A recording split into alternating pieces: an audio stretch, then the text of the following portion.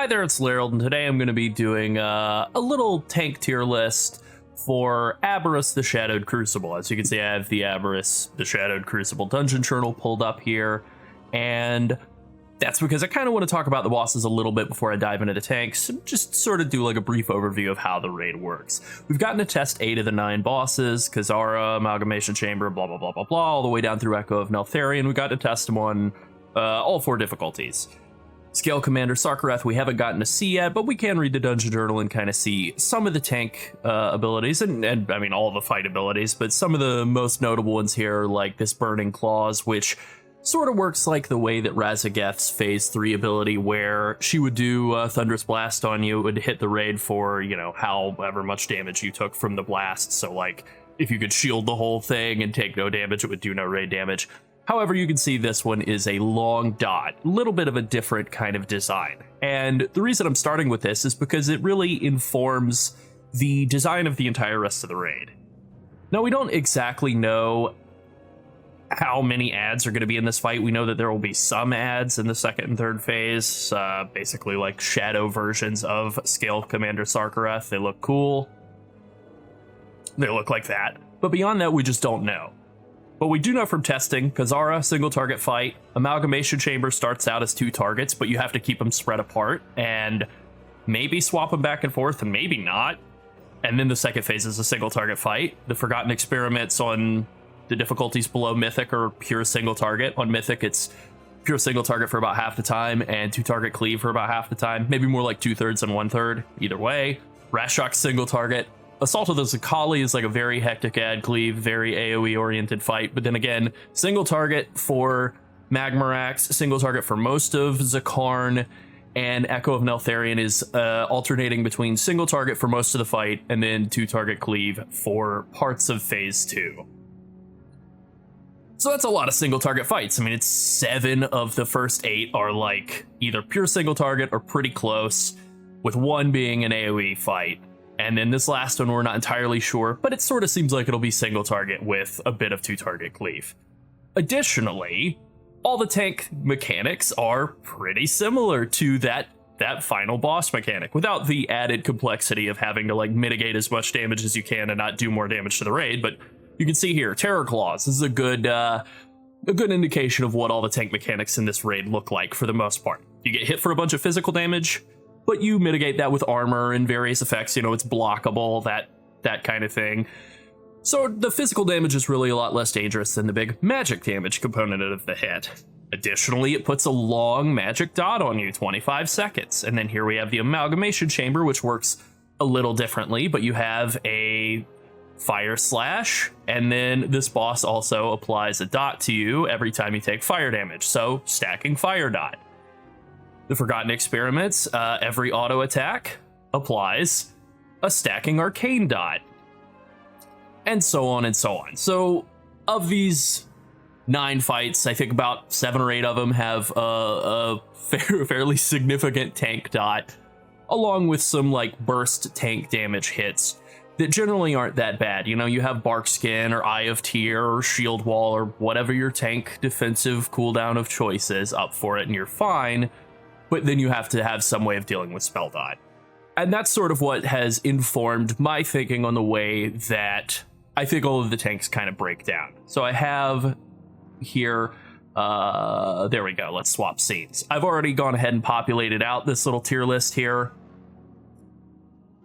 Paladin is the only class in the game, the only tank in the game, that has a built-in dedicated way to mitigate damage over time. It comes in the form of their mastery. When they're standing in their consecration, they have a chance equal to their block chance, which is around 60% if your gear's kind of, you know, on the higher end going into this tier, but will be more like 65 to 70% on average once you're reaching kind of the end of the tier, to mitigate any damage over time that they take while they're standing in their consecration. So we're talking about, you know, 65 to 70% chance to reduce any damage over time taken by like 20, 30, 35%, basically the same amount as you would block. So 30 to 35%. That's quite significant. There's no other tank that has that sort of built-in damage mitigation for damage over time. And with so much of the damage in this tier being damage over time, that's a substantial advantage over the rest of the tanks. You also have to factor in the fact that Pally has spell warding, so they can just straight up immune some tank mechanics. They have Divine Shield for the same thing, Blessing of Protection for the same purpose, and their damage is really good. Their defensive cooldowns in general are really strong. They're just in great shape. They have gotten a nerf recently. They cut their health and armor by around 3 to 5% each, which gives them about 3% less effective health against spell damage, 5% less effective health against physical damage. That's really not enough to knock them off the top of the pedestal. Pally's in great shape. They're the #1 tank in the game going into this tier. Brewmaster Monk, I think, is right behind him. Brewmaster Monk historically has not been that great against damage over time, especially spell damage over time. However, Brewmaster Monk's self-healing is insane. I mean, it's off the charts right now. And they have incredible defensive cooldowns. They have Celestial Brew. Depending on your talents and all, you can either have back-to-back Celestial Brews, which can be really useful for some situations, such as that Sarkareth dot. You have this 25, 27-second dot, and you can full mitigate 1 7-second period of it with a Celestial Brew, and then full mitigate another or most of another 7 seconds of it by doing back-to-back Celestial Brews. That's pretty good. And just in general, they're just an incredibly tanky class with lots of cooldowns, lots of damage output, and just a really full, impressive kit. There's also the thing that buffs Brewmaster Monk, I guess maybe not directly, but just in general makes Brewmaster Monk more appealing. Windwalker sucks right now in Raid. Very good in AoE, but as you can see, there's no AoE fights. Basically, the one AoE fight is like a potential second fight of the raid, second or third, so it's not like it's going to be some big challenging gatekeeping fight for a lot of higher-end guilds and higher-end players. Everything else being single target and Windwalker being bad in single target, you're probably going to run a Brewmaster. Most people don't want to run Mistweavers, and in Prague, there's a pretty long history of Mistweaver being used in Prague being a huge, horrible mistake. Prot Warrior is next on the list, and Prot Warrior is kind of, there's a little bit of fatigue with Prot Warrior in the last, let's say, couple of months of Season 1 and of Vault of the Incarnates, and I think that really has come down to a couple of things. One, Paladin is ascending, and they're kind of just doing the same thing that Prot Warrior was, but doing it better. You know, Prot Warrior has all these great defensive and offensive cooldowns, great damage output, lots of great value. They're really good at mitigating damage. Prot Pally's a little better.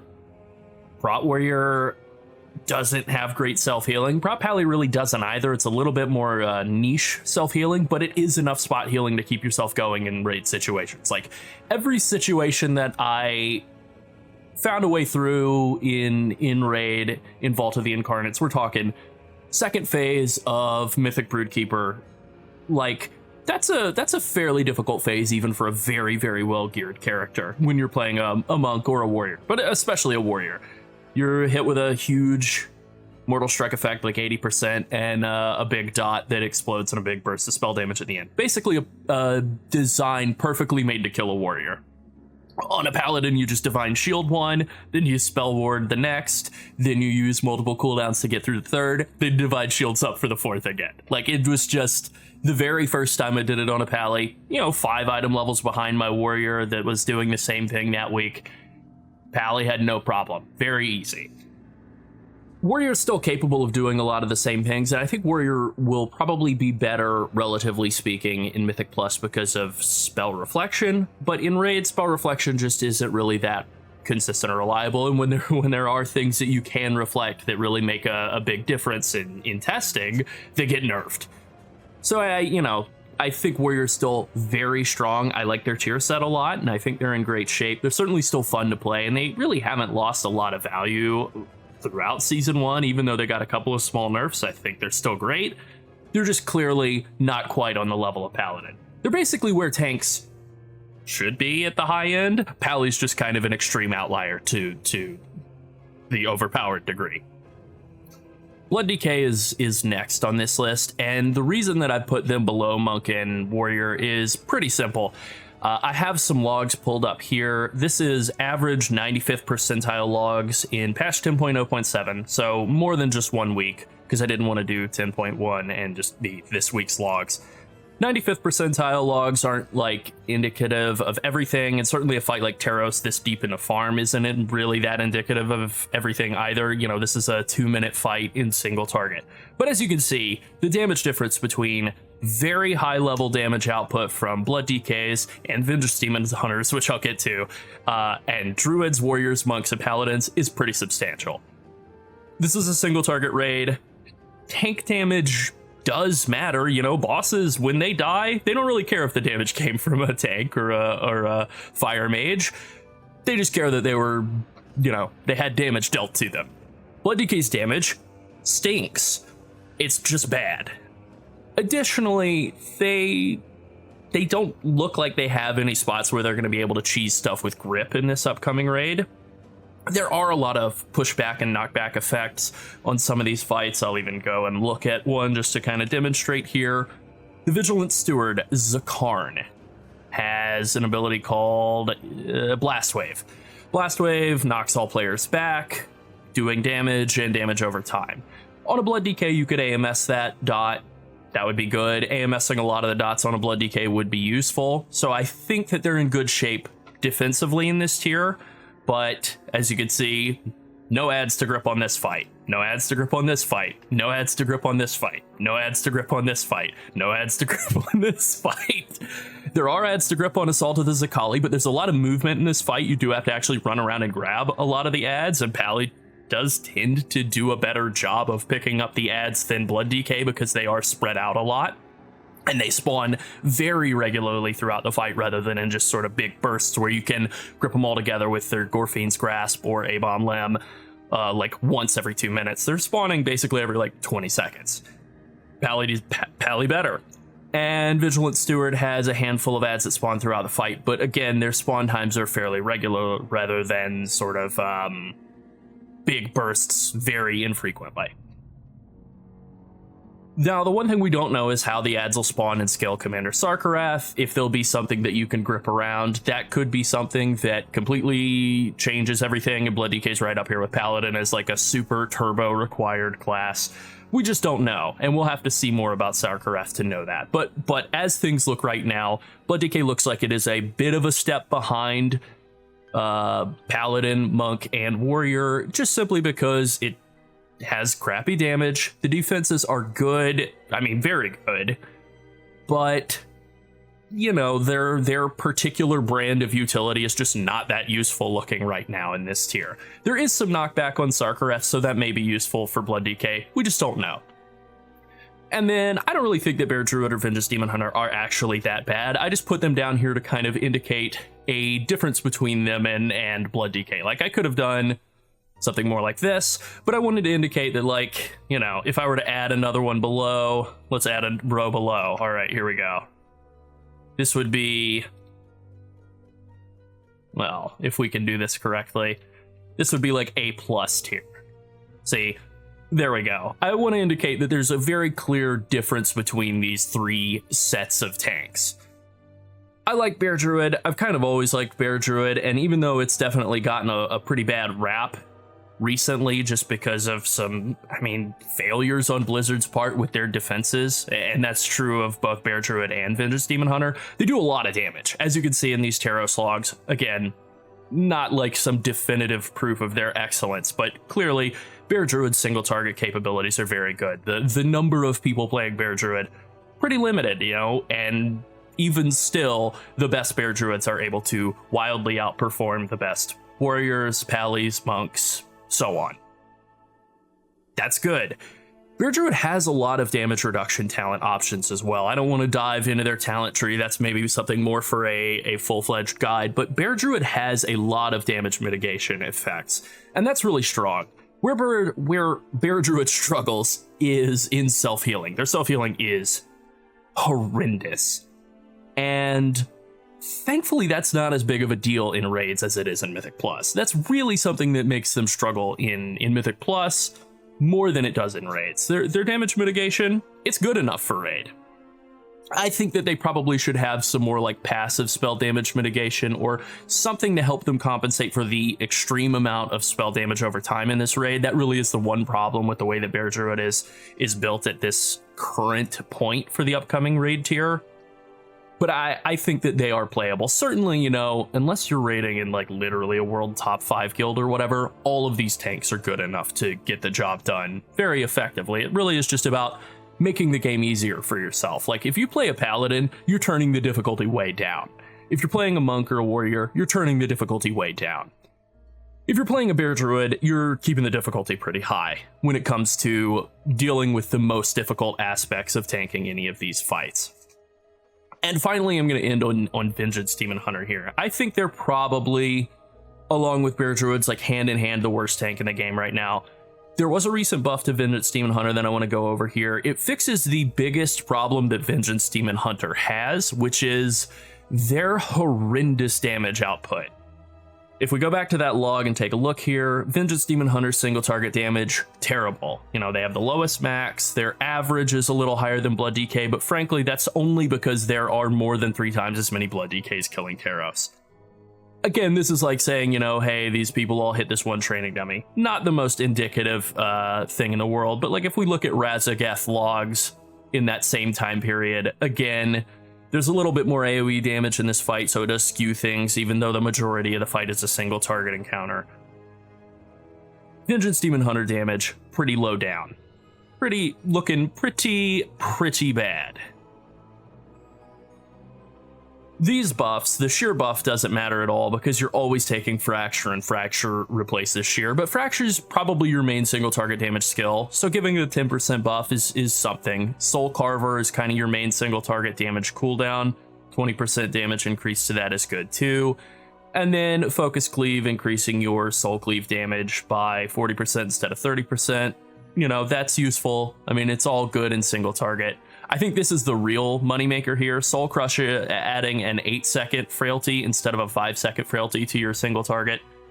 That is pretty good. I think that will all add up to be a significant damage increase, but the problem is that Vengeance is so far behind the curve in single target damage, they're not going to be rocketing up ahead of everybody else. They're going to be rocketing up to the bottom of the middle of the pack.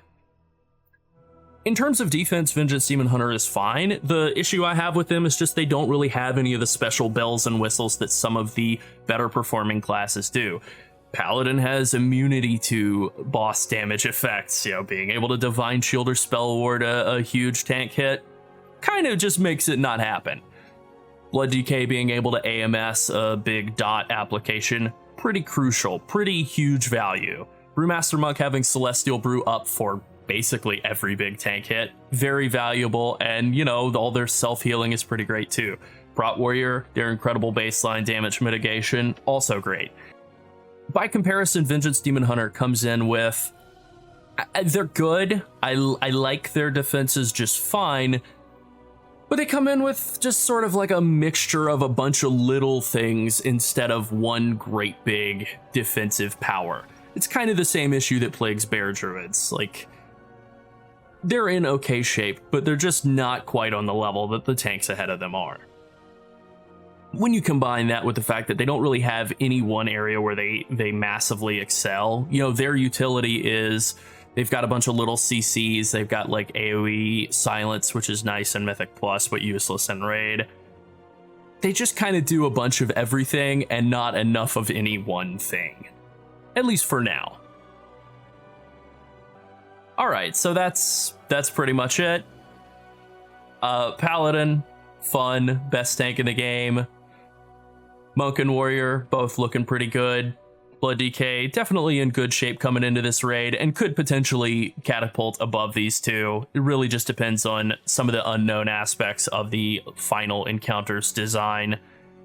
And then definitely a clear kind of bottom of the table with these two down here. If you're torn on what to play in the coming raid, or maybe you're just kind of wanting to think about the tanks a bit more, I hope that this helped clarify things a little bit. All right, that is it. Thanks for watching. Bye.